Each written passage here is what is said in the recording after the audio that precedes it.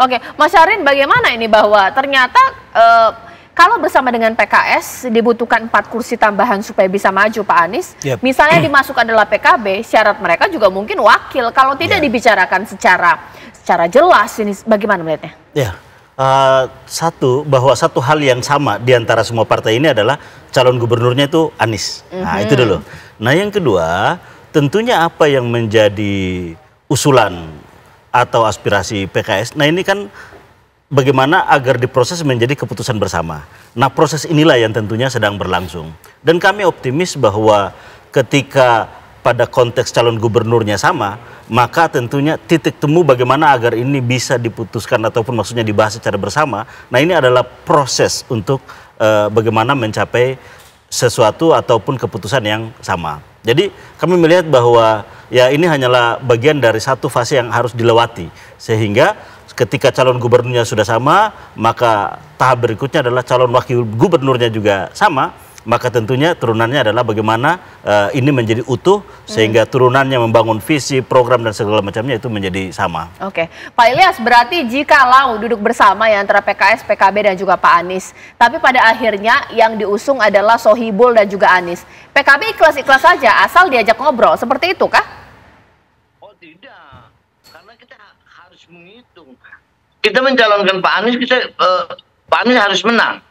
Karena nggak boleh nih mencalonkan Pak Anies kalau DKI Jakarta, DKJ ingin perubahan, ya harus menang. Kenapa? Kalau PKS dengan PKB itu ceruknya sama. Bagaimana kita mau menambah suara? Bagaimana kita mau menang? Kan begitu. Yang PKB inginkan, PKB agamis nasionalis, PKS agamis nasionalis. Walaupun PKB harus wal jamaah ya, tapi kita menginginkan nasionalis dari untuk mewakili Pak Anies. Karena kan Pak Anies ini sudah mewakili agamis.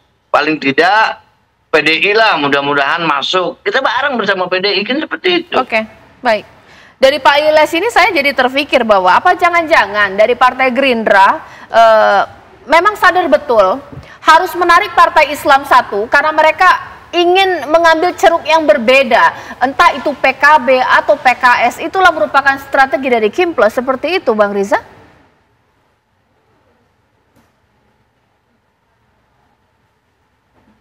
Bang Riza,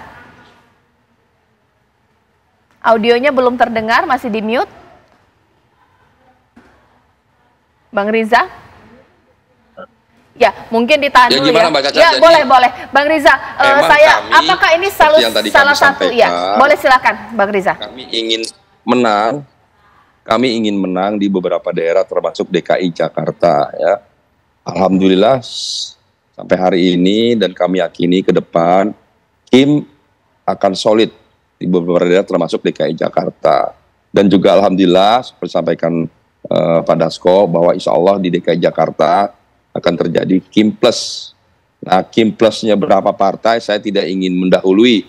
Biarlah nanti Pak Dasko dan teman-teman di DPP dengan koalisi Kim yang menyampaikan kira-kira partai apa saja yang memungkinkan bergabung dalam Kim dalam mengusung Kang Ridwan Kamil di DKI Jakarta bersama wakilnya nanti.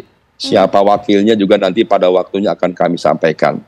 Yang pasti calon yang kami usung yaitu Kang Ridwan Kamil adalah pribadi yang memiliki prestasi sebagai wali kota Bandung, sebagai gubernur Jawa Barat dengan segudang prestasinya, dan kami yakin insya Allah nanti mendapat amanah memimpin DKI Jakarta akan dapat membawa DKI Jakarta lebih maju lagi dan membawa kesejahteraan bagi seluruh masyarakat Jakarta, dan insya Allah Jakarta akan membanggakan.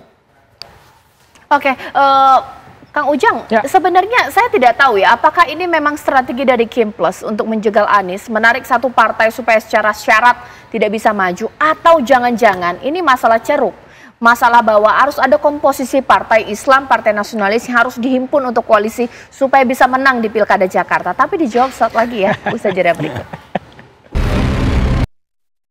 Alotnya rencana berkoalisi ini karena memang untuk mengatur strategi supaya menang di Pilkada Jakarta untuk Pak Anies dari beberapa partai PKS dan juga PKB.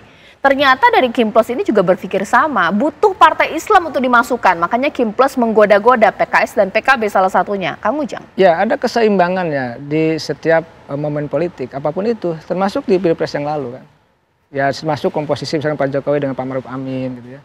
Nah, dalam konteks itu saya melihat ya Pak Anies dengan Pak Caimin juga kan, sama juga nih, di DKI ini dibutuhkan itu.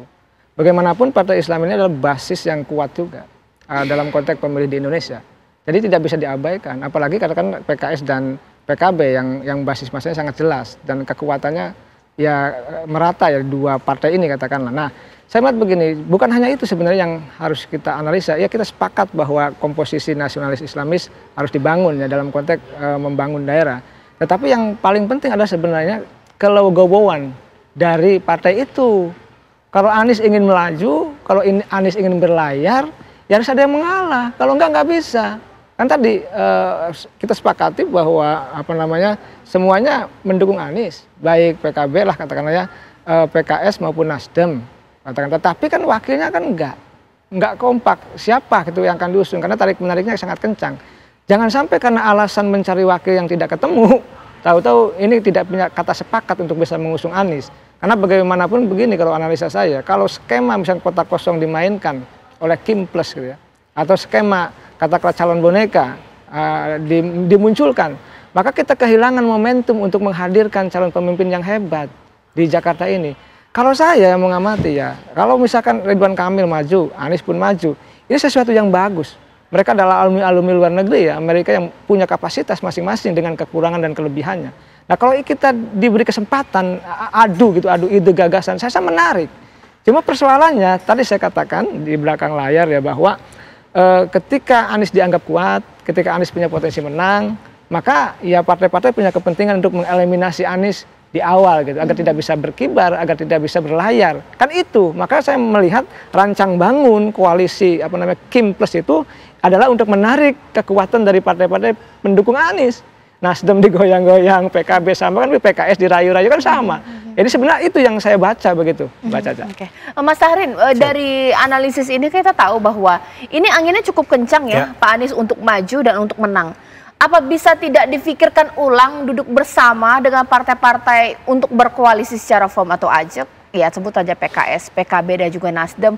Nggak harus PKS juga mungkin sebagai wakilnya dipikir secara logis lah, ini seperti apa? Ya, jadi artinya bahwa itu adalah bagian dari proses yang harus dibangun dan harus diambil oleh... Sudah diajak duduk bersama belum? Komunikasi tentunya sudah jalan. Komunikasi antara pimpinan partai baik itu di level pusat maupun di level provinsi itu terbangun dengan baik.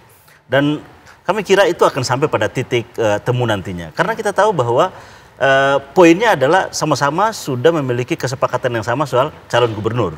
Nah tentunya kan tahapan berikutnya itu adalah soal bagaimana duduk bersama untuk menyepakati secara bersama. Jadi saya kira ini tidak lama lagi untuk membangun kesepakatan secara bersama. Dan memang saya kira kepentingan warga Jakarta juga adalah bagaimana menghadirkan pilihan-pilihan yang terbaik buat warga Jakarta. Dan kami kira bahwa ketika Anies maju dan yang lain juga maju, nah bagi warga Jakarta mereka mendapatkan hak untuk memilih pemimpin yang terbaik. Oke.